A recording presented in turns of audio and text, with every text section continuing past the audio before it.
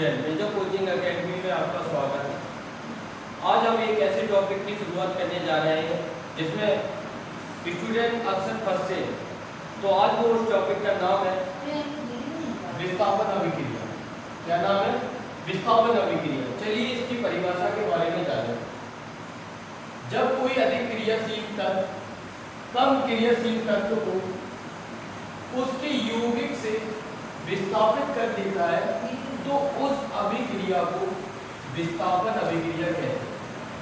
क्या कि जब कोई अधिक क्रियाशील तत्व किसी कम क्रियाशील तत्व को उसके यौगिक से क्या कर देता है? विस्थापित कर देता है, उसे विस्थापन अभिक्रिया कहते हैं। चलिए उदाहरण समझते हैं इसके।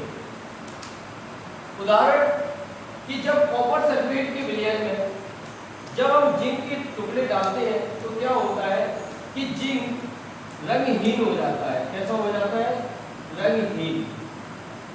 और कॉपर इसमें दिखाई देने लगता है। इससे पता चलता है कि जिंक अधिक क्रियाशील होने के कारण कॉपर को उसके विलयन से क्या कर देता है? विस्थापित। क्या कर देता है? विस्थापित कर देता है। तो हमें कैसे पता चलेगा कि एक विस्थापन अभिक्रिया हो रही है? तो उसके लिए समझने के लिए हमें चलना पड़ेगा विस्थापन अभिक्रियाशीलता श्रेणी के पास।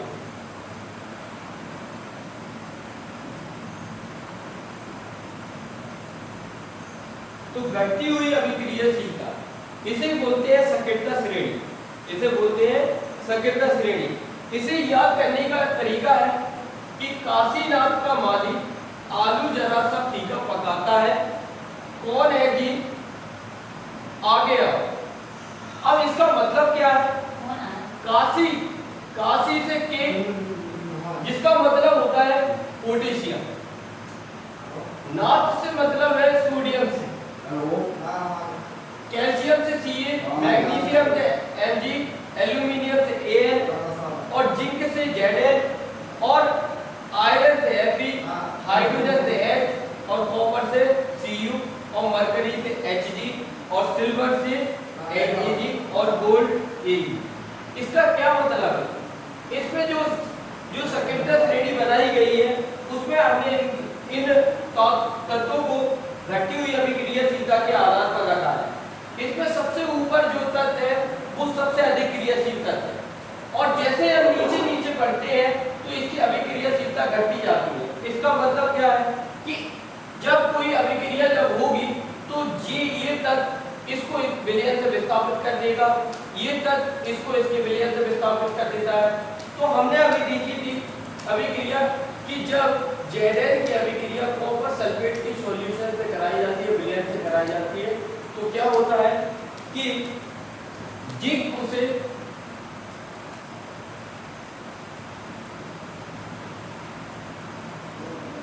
कॉपर को उसमें से विस्थापित कर देता है। इससे क्या पता चला कि जिंक क्या है? अधिक क्रियाशील तत्व।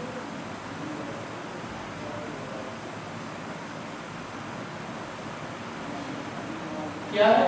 जिंक अधिक क्रियाशील तत्व है और कॉपर क्या है? कम क्रियाशील तत्व।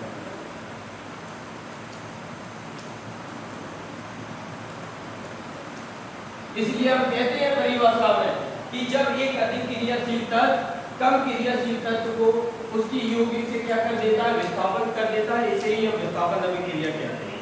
मिलते हैं अगले टॉपिक में। ऐसे ही साइंस में ज्ञान लेने के लिए बने रहिए हमारे यूट्यूब चैनल के साथ और हमारे चैनल को सब्सक्राइब और फॉलो करना ना भूलें।